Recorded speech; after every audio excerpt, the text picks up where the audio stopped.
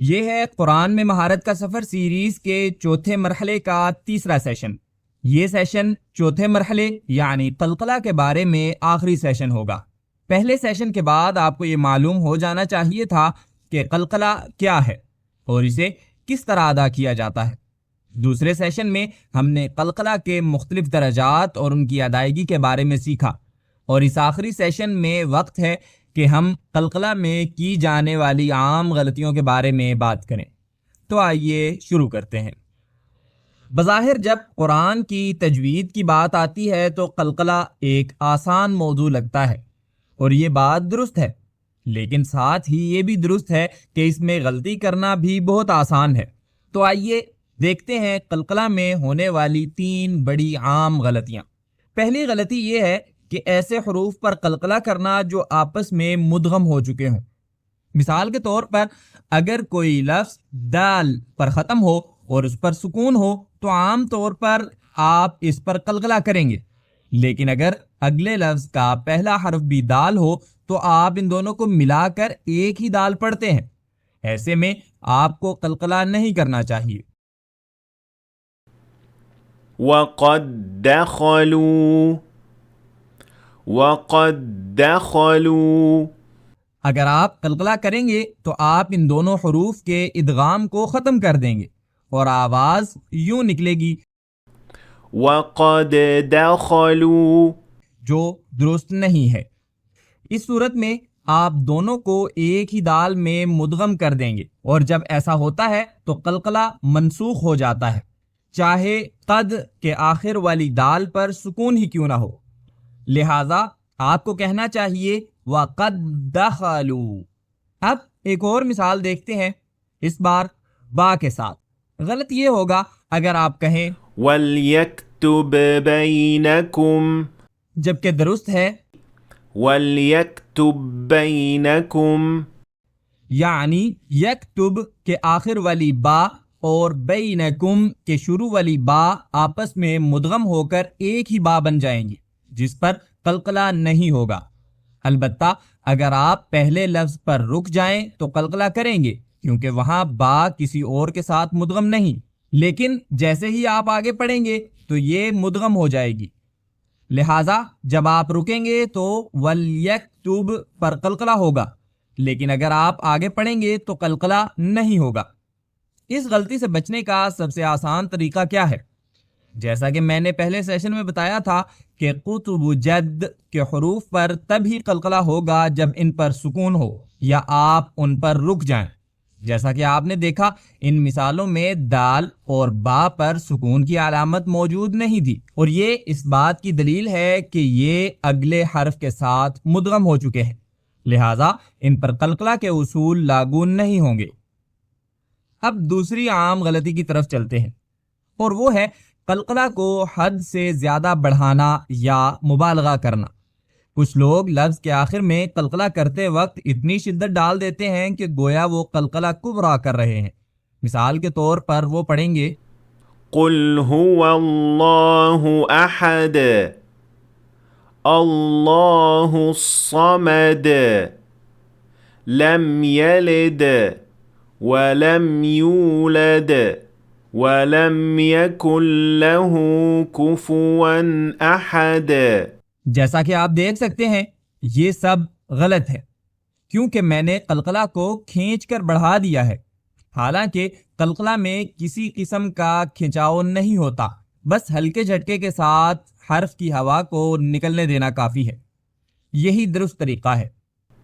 قُلْ هُوَ اللَّهُ أَحَدٌ اللَّهُ الصَّمَدُ لَمْ يَلِدْ وَلَمْ يُولَدْ وَلَمْ يَكُنْ لَهُ كُفُوًا أَحَدٌ۔ اب تیسری عام غلطی کی طرف چلتے ہیں، اور وہ ہے ایسے حروف پر قلقلہ کرنا جو قلقلہ کے حروف میں شامل ہی نہیں۔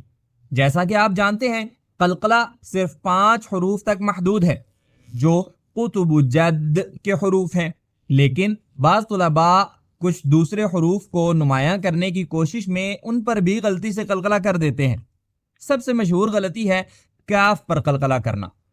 کاف کی آواز قاف سے قریب ہے، شاید اسی لیے کچھ لوگ یہ غلطی کرتے ہیں، لیکن یہ درست نہیں۔ مثال کے طور پر وَمَن يُشْرِكْ بِاللَّهِ فَقَدِ افْتَرَى اسے ایسے پڑھنا چاہیے، وَمَن يُشْرِكْ بِاللَّهِ فَقَدِ افْتَرَى۔ ایک اور مثال وَمَا هِيَ إِلَّا ذِكْرَى لِلْبَشَرِ، جبکہ صحیح یہ ہے وَمَا هِيَ إِلَّا ذِكْرَى لِلْبَشَرِ، کاف پر قلقلہ نہیں ہوگا۔ ایک اور حرف ہے میم، جس پر بعض لوگ قلقلہ کر دیتے ہیں، خاص طور پر لفظ کے آخر میں جب میم ساکنہ ہو۔ وَآمِنُوا بِمَا أَنزَلْتُ مُصَدِّقًا لِمَا مَعَكُمْ، ایسی صورت میں درست یہ ہے کہ ہونٹ بند ہو جائیں اور سکوت قائم ہو، کوئی قلقلہ نہیں، یعنی جب آپ میم ساکنہ پر رکیں گے تو ہونٹ بند ہونے چاہیے، جیسے مُصَدِّقًا لِمَا مَعَكُمْ۔ ایک اور مثال الذين يظنون أنهم ملاقو ربهم، اور اس کا صحیح طریقہ ہے الذين يظنون أنهم ملاقو ربهم۔ اگلی غلطی ہے ضاد پر قلقلہ کرنا، یہ سب سے عام غلطیوں میں سے ہے، یہاں تک کہ اہل عرب میں بھی، خاص طور پر ارض میں اکثر لوگ ضاد پر قلقلہ کر دیتے ہیں۔ ولا تعثوا في الأرض، لیکن درست یہ ہے کہ آپ ضاد پر بغیر کسی قلقلہ کے رکیں۔ ولا تعثوا في الأرض، اگر آپ کو مشکل لگے تو اپنی تلاوت ریکارڈ کر کے دیکھیں، اگر ضاد پر رکنے کے بعد بھی کوئی اضافی آواز یا سگنل نہیں رہا ہو تو مطلب ہے کہ آپ ابھی بھی درست نہیں پڑھ رہے۔ صحیح صورت یہ ہے کہ ضاد پر رکنے کے بعد کوئی اضافی آواز نہ نکلے، جیسے أَلَمْ تَعْلَمْ أَنَّ اللَّهَ لَهُ مُلْكُ السَّمَاوَاتِ وَالْأَرْضِ، یہی درست طریقہ ہے، لیکن اگر ضاد پر رکنے کے بعد بھی کوئی آواز باقی رہتی ہے تو یہ غلطی ہے۔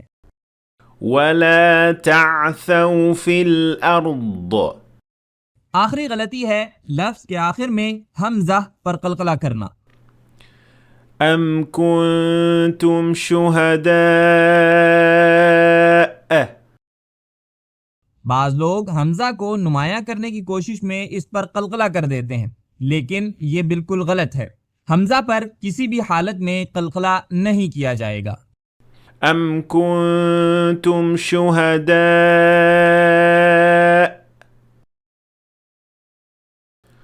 وَاللَّهُ يَرْزُقُ مَن يَشَاءُ،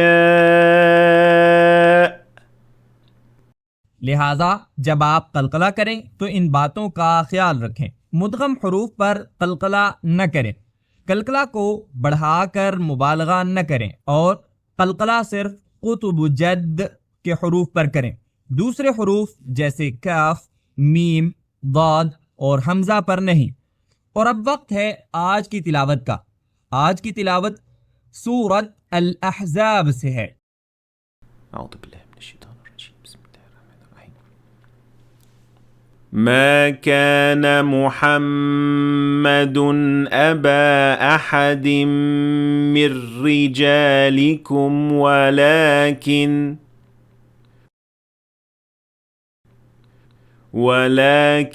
رسول الله وخاتم النبيين، وكان الله بكل شيء عليما۔ يا أيها الذين آمنوا اذكروا الله ذكرا كثيرا۔ وسبحوه بكرة وأصيلا هو الذي يصلي عليكم وملائكته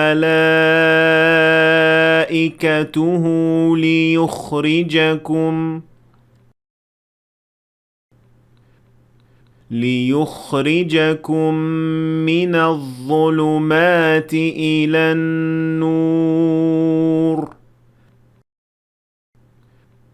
وكان بالمؤمنين رحيما تحيتهم يوم يلقونه سلام وأعد لهم أجرا كريما। और अब वक्त है आज के सवालात का। ये सवालात 22वें पारे से हैं। पहला सवाल, सब तारीफें अल्लाह ही के लिए हैं जिसके लिए आसमानों और ज़मीन की हर चीज़ है और आखिरत में भी उसी के लिए तारीफ है, वही हिकमत वाला और ख़बरदार है। दूसरा सवाल, वो कहेंगे तू पाक है, तू ही हमारा मौला है, वो नहीं, बल्कि वो जिन्नात की इबादत करते थे और उनमें से अक्सर उन्हीं पर ईमान रखते थे। क्या आप इन आयात को तलाश कर सके? कमेंट्स में बताइए। देखने का शुक्रिया। मुझे उम्मीद है कि आपने आज कुछ नया सीखा होगा। अगर सीखा है तो वीडियो को लाइक और शेयर करें ताकि दूसरे लोग भी फ़ायदा उठा सकें। और अगर आप मज़ीद ऐसी वीडियोस देखना चाहते हैं तो हमारे चैनल को सब्सक्राइब करना न भूलें और इंशाअल्लाह फिर मुलाकात होगी।